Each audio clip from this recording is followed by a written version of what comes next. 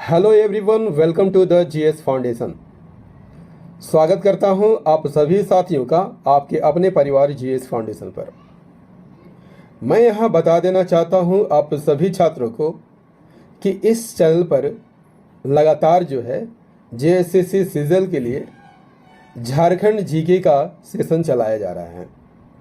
दोस्तों, यदि आपने मेरा एक भी वीडियो देखा होगा तो पता चल गया होगा कि मैं बहुत ही कम समय में अधिक से अधिक चीज़ों को आपको देने का प्रयास करता हूं। तो आज भी इसी तरह का प्रयास झारखंड सामान्य ज्ञान के इस सेशन में किया गया है। तो आपको करना क्या है दोस्तों, सेशन को बड़े ही धैर्य के साथ पूरा देखिएगा। यदि सेशन पसंद आए तो इसे लाइक कर दीजिएगा, दोस्तों के साथ शेयर कर दीजिएगा, और यदि आप भी इस चैनल पर नए हैं तो चैनल को सब्सक्राइब करके बेल आइकन को जरूर प्रेस कर लीजिएगा। दोस्तों, ये सेशन जो है जेएसएससी सीजीएल के लिए तो इम्पोर्टेंट है ही, साथ ही जेपीएससी, पीटी, पीजीटी और अपकमिंग जितने भी एग्ज़ाम है सभी के लिए इम्पोर्टेंट है। तो फटाफट से इस सेशन को दोस्तों के साथ शेयर कर दीजिएगा। चलिए शुरुआत करते हैं आज के सेशन की। सेशन का पहला सवाल है, तुर्की मेला का आयोजन कहाँ किया जाता है? सही आंसर हो जाएगा ऑप्शन बी, चाईबासा में किया जाता है। तुर्की मेला का आयोजन कहाँ किया जाता है? चाईबासा में किया जाता है। क्वेश्चन नंबर 2, झारखंड का जनजातीय परिवार कैसा है? पितृशतात्मक, मातृशतात्मक, भातृशतात्मक या इनमें से कोई नहीं। इसका सही आंसर हो जाएगा ऑप्शन नंबर ए, झारखंड का जनजातीय परिवार जो है पितृशतात्मक है। कैसा है? पितृशतात्मक। झारखंड का जनजातीय परिवार पितृशतात्मक है। जनजातीय परिवार में संतान जो है पिता का गोत्र पाता है। जनजातीय परिवार में शादी होने के बाद लड़की जो है किसका गोत्र पाएगी? पति का गोत्र अपनाती है। ठीक है, चलिए क्वेश्चन नंबर 3, झारखंड के पलामू किला के संदर्भ में कौन सा कथन सही है? पहला कथन है कि चेरो राजा ने लातेहार में इस किले का निर्माण कराया और यहाँ पर 2 किले हैं, नया किला और पुराना किला। ये कथन बिल्कुल सही है दोस्तों। यहाँ पर एक नया किला है और दूसरा पुराना किला है। दूसरा कथन है पुराने किले का निर्माण प्रताप राय ने, जबकि नए किले का निर्माण मेदिनी राय ने कराए थे। ये भी कथन यहाँ पर सही है। तीसरा कथन है यह अमानत नदी के तट पर है तथा इसका मुख्य आकर्षण नागपुरी दरवाजा है। इस किले के भीतर दाऊद खान ने 1761 में मस्जिद बनवाया है। दोस्तों, तीसरा कथन यहाँ पर गलत है, क्योंकि पलामू किला जो है अमानत नदी न होकर के औरंगा नदी के तट पर स्थित है। क्लियर? तो सही आंसर क्या हो जाएगा दोस्तों? Option A is the correct answer. 1 और 2 सही है। पलामू किला जो है किस नदी के तट पर है? औरंगा नदी के तट पर है। इसका मुख्य आकर्षण क्या है? नागपुरी दरवाजा। इस किले के भीतर दाऊद खान ने 1661 में बनवाया था क्या? नागपुरी दरवाजा। क्वेश्चन नंबर 4, झारखंड के प्रसिद्ध स्थल टैगोर हिल के संदर्भ में कौन सा कथन सही है? पहला कथन है अवनींद्र नाथ ठाकुर के परिवार से संबंधित टैगोर हिल रांची शहर में मोरहाबादी में स्थित है। ये कथन बिल्कुल गलत है दोस्तों, क्योंकि टैगोर हिल जो है अवनींद्र नाथ ठाकुर से नहीं बल्कि रविंद्रनाथ ठाकुर से संबंधित है। दूसरा कथन क्या है? टैगोर हिल के पास आर्य समाज का आश्रम है और इसी आश्रम में कृषि व्यावसायिक संस्थान का केंद्र है। ये भी कथन यहाँ पर गलत है, क्योंकि टैगोर हिल के पास आर्य समाज का आश्रम नहीं है, रामकृष्ण मिशन समाज का आश्रम है। क्लियर? तो यहाँ पर कौन सा कथन सही है? इनमें से कोई भी कथन सही नहीं है। क्लियर? चलिए, रविंद्रनाथ ठाकुर के से संबंधित टैगोर हिल रांची शहर में मोहराबादी में स्थित है। यहाँ पर रामकृष्ण मिशन का आश्रम है और इसी आश्रम में कृषि व्यावसायिक संस्थान केंद्र स्थित है। ठीक है, चलिए क्वेश्चन नंबर 5 क्या कहता है दोस्तों? छोटा नागपुर का पठार किसका भाग है? छोटा नागपुर का पठार किसका भाग है? आंसर इज द ऑप्शन ए, प्रायद्वीपीय पठार का भाग है। छोटा नागपुर का पठार किस पठार का भाग है? प्रायद्वीपीय पठार का भाग है और प्रायद्वीपीय पठार के उत्तर पूर्वी भाग में स्थित है। छोटा नागपुर का पठार कैसी भूमि है? समप्राय भूमि है। छोटा नागपुर के पठार को खनिजों का गोदाम घर के नाम से जाना जाता है। ठीक है, चलिए अगला सवाल क्वेश्चन नंबर 6, झारखंड की जलवायु कैसी है? उष्णकटिबंधीय, मानसूनी, शीतोष्ण, शीत या इनमें से कोई नहीं? तो याद रख लीजिएगा दोस्तों, झारखंड की जलवायु उष्णकटिबंधीय मानसूनी है। झारखंड की जलवायु उष्णकटिबंधीय मानसूनी प्रकार की है। इसका मुख्य कारण उष्णकटिबंधीय अवस्थिति एवं इस क्षेत्र में मानसूनी हवाओं का संचालन होना है। झारखंड की जलवायु को प्रभावित करने वाले सामान्य कारक कौन कौन है? अक्षांश, ऊंचाई, समुद्र तल से दूरी एवं पश्चिमी विक्षोभ है। यह झारखंड की जलवायु को प्रभावित करती है, जबकि यहाँ की जलवायु को प्रभावित करने वाले विशिष्ट स्थानीय कारक यहाँ की उच्चावच है और वनस्पतियों की भिन्नता है। ठीक है, चलिए क्वेश्चन नंबर 7, झारखंड की सबसे बड़ी और लंबी नदी कौन सी है? झारखंड की सबसे बड़ी और लंबी नदी कौन है? आंसर इज द ऑप्शन ए, दामोदर नदी झारखंड की सबसे बड़ी और लंबी नदी है। झारखंड की सबसे बड़ी और लंबी नदी कौन है? दामोदर है। इसका उद्गम कहाँ से होता है? छोटा नागपुर पठार के टोरी, जिसे चूल्हा पानी के नाम से भी जाना जाता है, कहाँ स्थित है? लातेहार और लोहरदग्गा दोनों में इसका विस्तार है। मुहाना यानी दामोदर नदी किस नदी में मिलती है? हुगली नदी में जाकर मिल जाती है। कुल लंबाई की बात कर लिया जाए तो 592 किलोमीटर है, लेकिन झारखंड में इसकी लंबाई 290 किलोमीटर है। इसका अपवाह क्षेत्र कितना है? 12,800 वर्ग किलोमीटर इसका अपवाह क्षेत्र है। सहायक नदियां कौन कौन है? बराकर, बोकारो, कोनार, जमुनिया, कतरी, ये सभी जो है दामोदर की सहायक नदियां हैं। किन किन झीलों से होकर बहती है?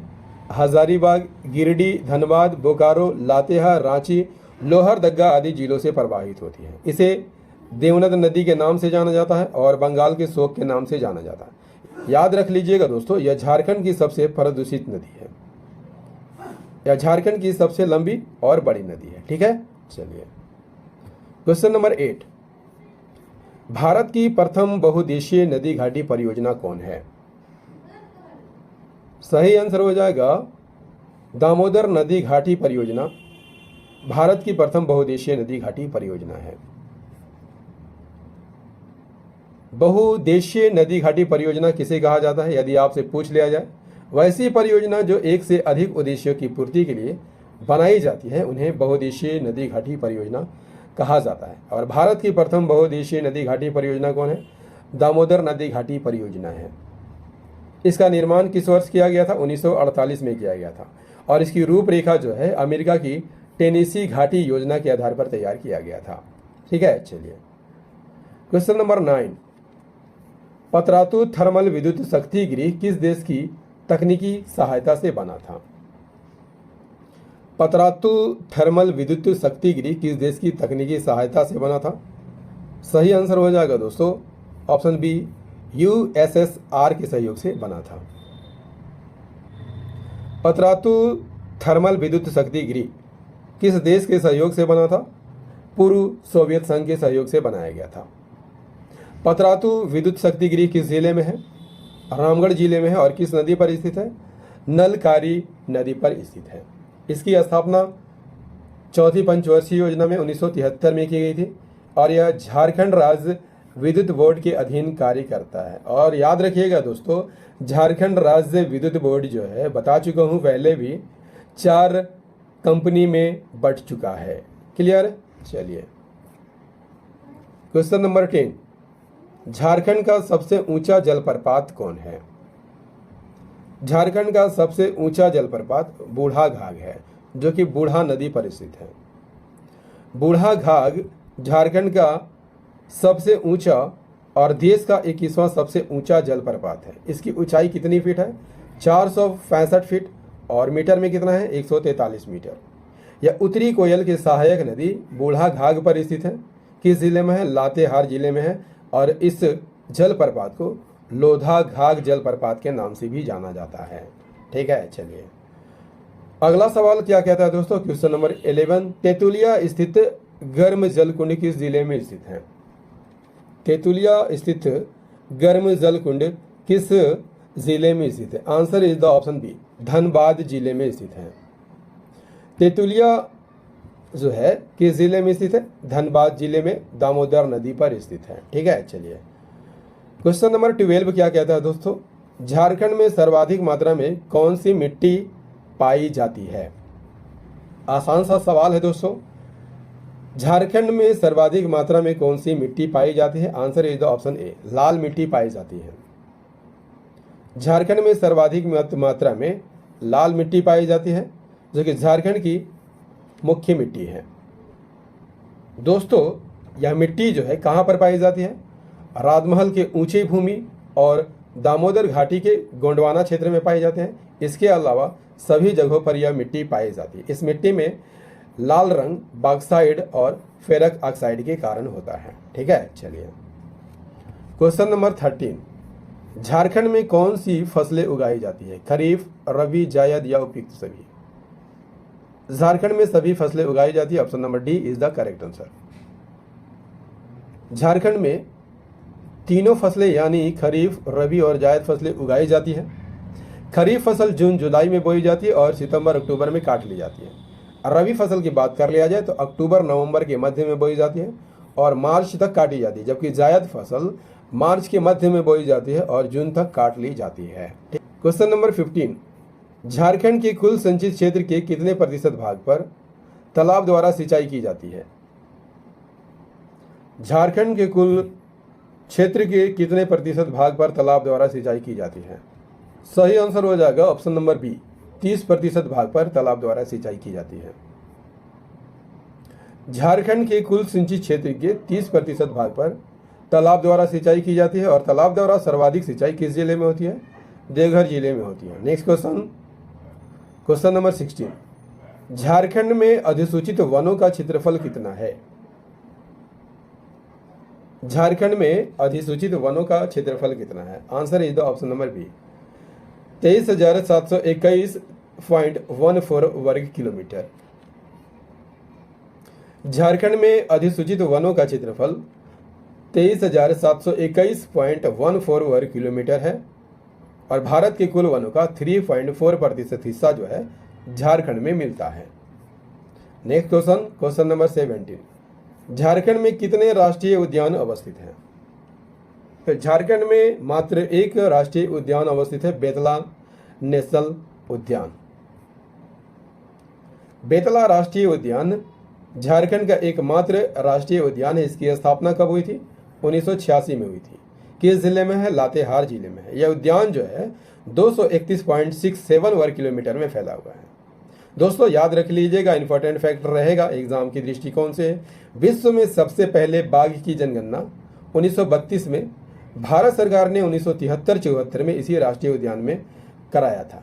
ठीक है, चलिए नेक्स्ट क्वेश्चन नंबर 18, झारखंड के अधिकांश खनिज पदार्थ किस प्रकार के सेल में मिलते हैं? बेसाल्ट, आर्कियन सेल, धारवाड़ सेल या कुड़प्पा क्रम की चट्टानों में? इसका सही आंसर हो जाएगा ऑप्शन नंबर बी, आर्कियन सेल के चट्टानों में मिलता है। झारखंड में अधिकांश खनिज पदार्थ जो है दोस्तों आर्कियन सेल में मिला करते हैं। खनिज भंडार की दृष्टि से झारखंड का भारत में कौन सा स्थान है? प्रथम स्थान है। भारत के कुल खनिज भंडार में झारखंड का हिस्सा कितना प्रतिशत? 40% है और मूल्य की दृष्टि से भारत के कुल खनिज उत्पादन का 26% जो है झारखंड द्वारा उत्पादित किया जाता है। Next question number 19, Tata engineering and locomotive company यानी टेल्को कहाँ स्थापित है? दोस्तों कहाँ पर स्थापित है? ऑप्शन नहीं दिया गया है। सही आंसर हो जाएगा जमशेदपुर में स्थापित है। कहाँ पर है? जमशेदपुर में। ठीक है, Tata engineering and locomotive company Jamshedpur में स्थापित है। टेल्को को वर्तमान में किस नाम से जाना जाता है? टाटा मोटर्स के नाम से जाना जाता है। क्वेश्चन नंबर 20 क्या कहता है दोस्तों, गोकुल ग्राम विकास योजना का आरंभ कब हुआ था? सही आंसर हो जाएगा ऑप्शन नंबर ए, 1 अप्रैल 2002 को हुआ था। गोकुल ग्राम विकास परियोजना का आरंभ 1 अप्रैल 2002 को हुआ था। और गोकुल ग्राम विकास योजना के तहत क्या किया जाता है दोस्तों, 4-5 गांवों का समूह बनाया जाता है और समूह बनाकर वहां दूध उत्पादन एवं बिक्री के लिए आधार बनाया जाता है। ठीक है, चलिए अगला सवाल क्वेश्चन नंबर 21, लाडली लक्ष्मी योजना का आरंभ झारखंड सरकार द्वारा कब किया गया था? लाडली लक्ष्मी योजना का आरंभ झारखंड सरकार द्वारा कब किया गया था? सही आंसर हो जाएगा ऑप्शन नंबर सी, 15 नवंबर 2011 को किया गया था। लाडली लक्ष्मी योजना का शुभारंभ झारखंड सरकार द्वारा 15 नवंबर 2011 को किया गया था। इस योजना का उद्देश्य क्या है दोस्तों?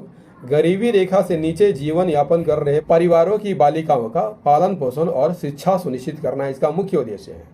इस योजना का लाभ के लिए लाभार्थी के अधिकतम कितने बच्चे होने चाहिए? 2 बच्चे होने चाहिए। ठीक है, चलिए क्वेश्चन नंबर 22, राज्य की कार्यपालिका शक्ति का प्रधान कौन होता है? आंसर इज द ऑप्शन ए, राज्य की कार्यपालिका शक्ति का प्रधान राज्यपाल होता है। राज्य की कार्यपालिका शक्ति किसके हाथों में होती है? राज्यपाल के हाथों में होती है। यानी राज्य कार्यपालिका का संवैधानिक प्रमुख कौन होता है? राज्यपाल होता है। दोस्तों, राज्यों में केंद्र की तरह ही संसदीय प्रणाली लागू है, इसलिए राज्य की वास्तविक प्रमुख भूमिका में कौन होते हैं? मुख्यमंत्री और उसके मंत्रिपरिषद होते हैं। राज्यपाल की नियुक्ति यदि आपसे पूछ लिया जाए दोस्तों किस अनुच्छेद के तहत होती है? 153 के तहत होती है और संविधान के अनुच्छेद 153 से 162 के बीच याद कर लीजिएगा, राज्यपाल के कार्य और अधिकारों का वर्णन किया गया है। ठीक है, चलिए क्वेश्चन नंबर 23, राज्य सरकार को कानूनी संबंधी विषयों पर सलाह कौन देता है? सही आंसर हो जाएगा ऑप्शन बी, महाधिवक्ता देता है। राज्य सरकार को कानूनी संबंधी विषयों पर सलाह कौन देता है? महाधिवक्ता देता है।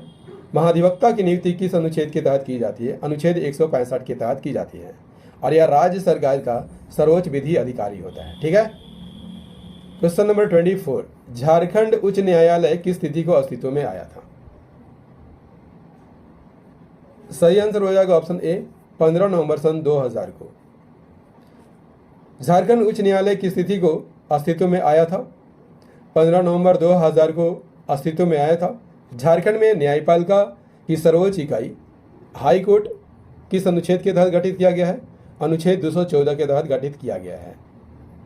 और झारखंड हाई कोर्ट भारत का 21वां हाई कोर्ट है, जिसमें एक मुख्य न्यायाधीश और जजों की संख्या कितनी होती है? 25 निर्धारित की गई है। और हाई कोर्ट में न्यायाधीशों की संख्या का निर्धारण कौन करता है दोस्तों? राष्ट्रपति करता है।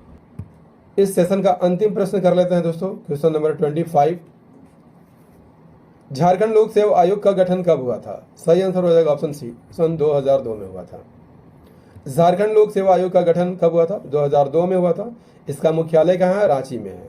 और वर्तमान में इस आयोग के अध्यक्ष सहित 5 सदस्य कार्यरत है। आयोग की सदस्यों की संख्या का निर्धारण कौन करते हैं? राज्यपाल करते हैं। दोस्तों, झारखंड सामान्य ज्ञान का ये सेशन आपको कैसा लगा? उम्मीद करता हूँ अच्छा लगा होगा। यदि सेशन पसंद आया हो तो इसे लाइक कर दीजिएगा, दोस्तों के साथ शेयर कर दीजिएगा और यदि आप भी इस चैनल पर नए हैं, चैनल को सब्सक्राइब कर लीजिएगा, बेल आइकन को जरूर प्रेस कर लीजिएगा। मिलते हैं अगले सेशन में, तब तक के लिए जय हिंद, धन्यवाद।